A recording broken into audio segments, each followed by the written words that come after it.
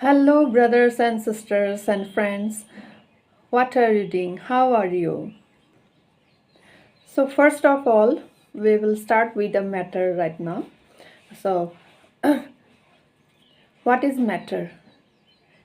We all know what is matter. What are the states of matter, isn't it? Matter is a constituent of atoms, okay? Constituents are atoms or molecules, okay? Matter is made up of atoms or molecules, okay? States of matter is what? Solid, liquid, and gases. And obviously, one fourth dimension is plasma. Okay, but here in this episode, we will discuss about gaseous state of matter. So, we all know that in gas, particles of gas, or we can say gas, atoms of gas, molecules of gas, anything, these are considered as particle in case of gas. Okay, so particles of gas are not rigidly fixed to each other. They don't have fixed position, and they are free to move randomly. Okay, they can move in any direction. Here we will consider only three dimensions. Okay, three-dimensional space in which gas moves. Particles of gas moves in all possible directions, and therefore they collide with each other. They collide with the boundary of the container, and again rebound, and again collide with uh, atoms or molecules of uh, same gas. So uh, particles of gas do not remain in a state of rest. So we can say that the state of gas molecule is always dynamic, and they exhibit dynamic equilibrium in different temperatures. It depends upon the type of gas at which they establish dynamic equilibrium.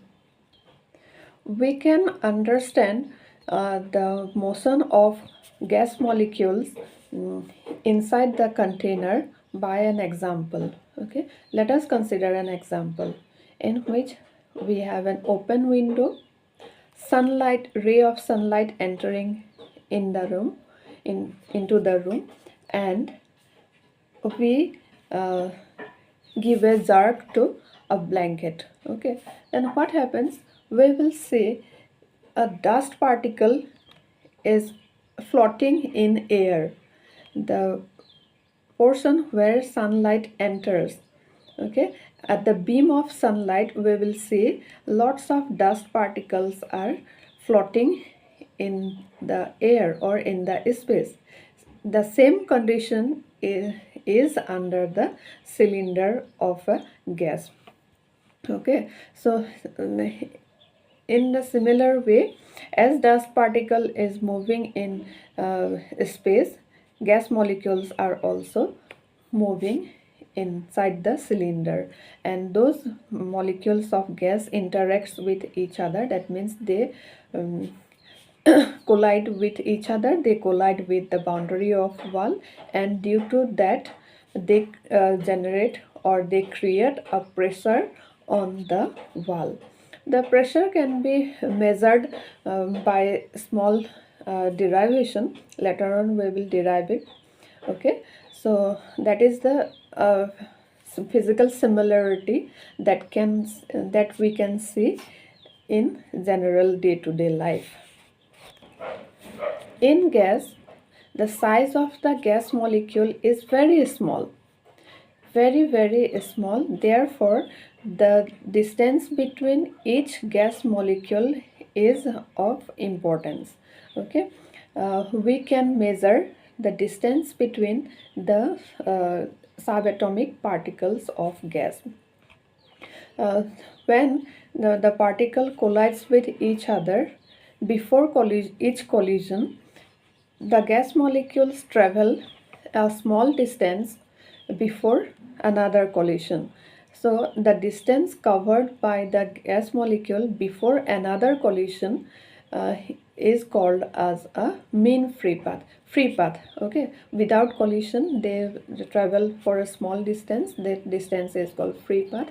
And when we take mean of those free paths, it is called as mean free path. These free paths are in the range of angstrom because the particles are very small. So the distance covered by the particle before or in between two collision is also very small, and they are measured in the unit as angstrom.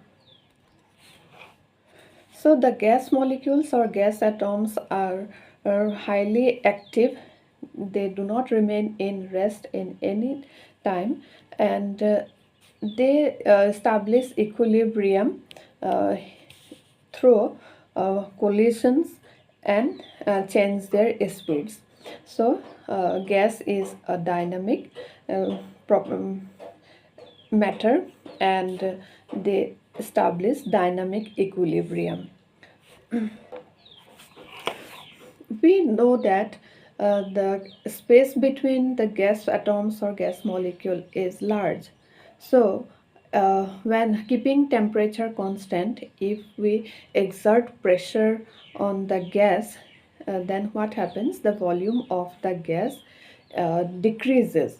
When pressure increases or when we apply pressure on gas, then the volume of the gas decreases because the space between the gas molecules decreases. Okay, so we can say that at constant temperature, volume of a gas molecule or volume of a gas is inversely proportional to pressure, because when we increase pressure, volume of a gas decreases, and when we decrease pressure, volume gas gets expanded, so volume increases. So pressure and volume are inversely proportional at constant temperature. And we have that one law for this, that is Boyle's law. So according to Boyle's law, the pressure is inversely proportional to the volume of the gas, or we can say volume of gas is inversely proportional to the pressure applied on the gas, remaining temperature constant. Okay, so pressure.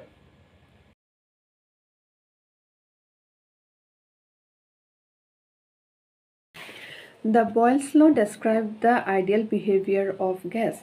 It applies to real gas with a fairly high degree of accuracy, but it does not apply to gas under high pressures that the molecule of gas are close enough to attract each other.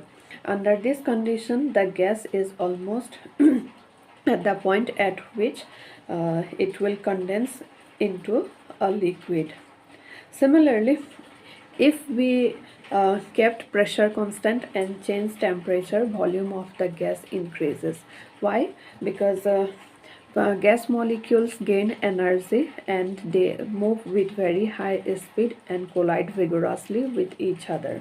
Okay, so the space between the gas molecules increases and thus increase in volume. And if we decrease temperature, volume of the gas also decreases, vice versa.